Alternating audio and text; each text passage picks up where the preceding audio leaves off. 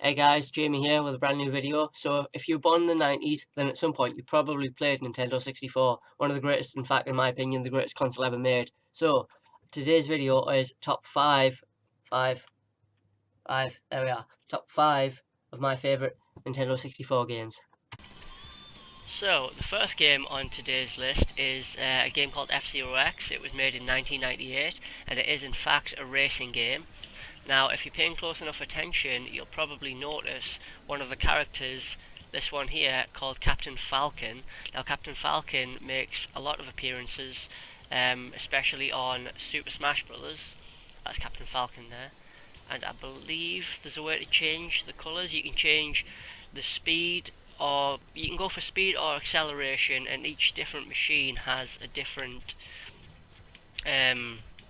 different build basically. So it's basically as you race, you unlock new machines to race with. Now, one of the reasons I like this game so much is the soundtrack. It has one of the most beautiful soundtracks ever created. It has the best soundtrack for Nintendo anyway. So what I'm going to do now is I'm just going to shut up for a second and I'm going to let you listen to it because it's absolutely incredible.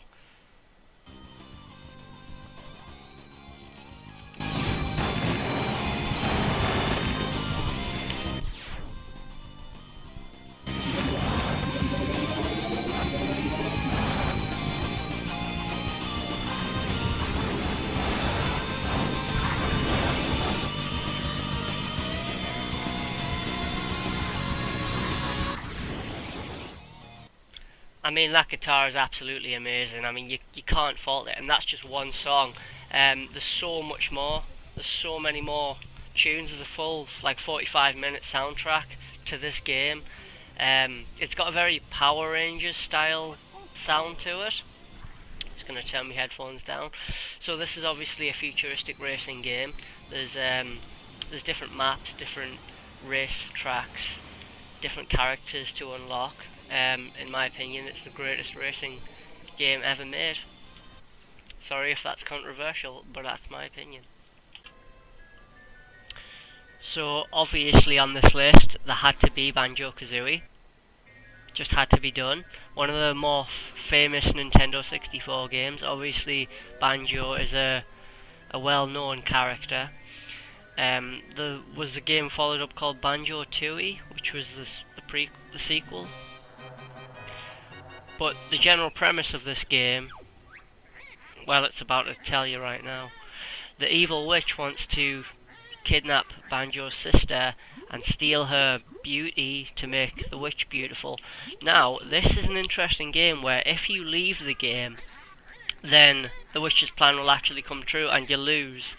And you actually see the witch becoming beautiful and Banjo's sister getting turned into an ugly monster. So it's quite an interesting concept. But this game just has such a cartoony, laid back, almost like less serious kind of vibe to it. And I think that's why I was drawn to it so much when I was a kid. But I very, very much advise you to play this game. So I've put this on the number 3 spot, even though this is actually probably my favourite Nintendo 64 game, and it's a game called Glover. It's very obscure. I don't believe that anyone will have actually heard of this game. It's very cartoony and child-friendly. Obviously there's the big exaggerated shark thing. So the objective of this game is basically you're a glove, and your master, the wizard, accidentally turned the other glove evil, so you're the good glove and he's the evil glove. So what you have to do basically is get the ball through an obstacle course, and you have magic power so you can turn it into different things. The crystal is actually what you're protecting, and you basically have to get through to the end of each level, and then you fight a boss. You have to have different, like, there's different ways of doing things. Like, obviously there, now I'm walking on the water. You can also throw the ball, turn it into different things, hit switches. It's basically a puzzle game. Well, I'm saying basically it is a puzzle game. You can also do things with the glove itself. Collect lives, collect points, all these little stamp things. It's a really fun game. It's laid back. You fight stupid enemies and basically just have a fun time. I'd advise anybody who has a Nintendo 64 to try and get a hold of this game. It's pretty obscure, but I enjoy it. So coming in at number 2, another game from Super Smash Brothers. This is another well-recognised. Oh, didn't mean to do that. Another well-recognised game is depending on where you're from. I think if you're in America, it's Star Fox 64, and if you're in Britain, it's Lilac Wars. But this is a game where basically you have to save the universe from an evil emperor, the evil Emperor Andros, and you have a full team with you. There's 4 members of your team. There's Slippy something. There's Falco, Peppy, and obviously Star Fox. I don't know the names. I don't know the. But yeah, in this game you can lock onto different targets. You can't really turn backwards, unless you're in a boss fight. So basically the ship always moves. You can slow down and you can change your view. I don't like this view obviously, but some people do. So the objective is to get through each level in the solar system until you fight the evil Emperor Andros at the end, using your team to help you. One of the obviously, in my opinion, the better games ever made. It's really actually quite difficult if you don't know what you're doing, and it's really easy to die stupidly as well. So it's not one of the games that you can really get overly good at. Anything can happen and different things can change, which I enjoy. I enjoy the challenge of it. I would once again advise you to buy this game because it's awesome. Coming in at number 1, you guessed it, it's The Legend of Zelda: Ocarina of Time. Psych, no it's not. In my opinion, the best game for Nintendo 64 ever made is Gorman's Great Adventure. It's a side-scrolling game where you're a mystical ninja and you have different teammates. It's also a multiplayer game, which is absolutely incredible. You can sit for hours and days and play this game with your friends. Each different character has its own special ability. You collect coins, you can go to towns and spend those coins. You can do special side quests to get entry passes, which is what you need to continue in the game.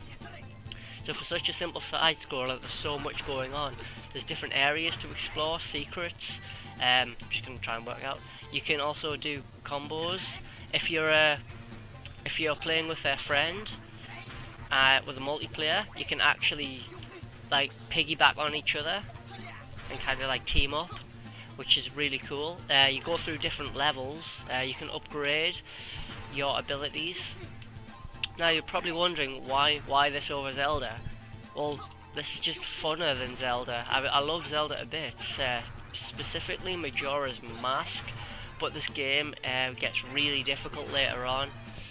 Like insanely difficult. Like you will break your controller at some point trying to play this game because it is so frustrating and it's so worth it as well. The levels are actually a decent length. There's different variations of enemies, new concepts. It doesn't just repeat the same old rubbish. Obviously I just got a checkpoint there. And it's generally just an amazing game. There's underwater levels. I think there might... No, there isn't sky levels, but there are definitely underwater levels. You have a character that can turn into a mermaid. You have a character that kind of gets like this attachment stuck onto her, and then she becomes like a mermaid type thing. You have a character who basically can build bridges using his own voice with a megaphone. There's just so much about this game to love, and it's very, very, very Japanese as well, which is also cool. Later on, I think you get more stuff. But isn't it cool how Gorman has Super Saiyan God hair? I think that's pretty cool. So I want to thank you for watching this video. Do you agree with my list? Let me know. So if you made it to the end of the video and you agree with my list, leave a like, or leave a like for the Pokemon hat, or leave a like because you think I'm funny, or even if you don't. In fact, leave a dislike. Yeah, do that. But subscribe, and I'll see you later.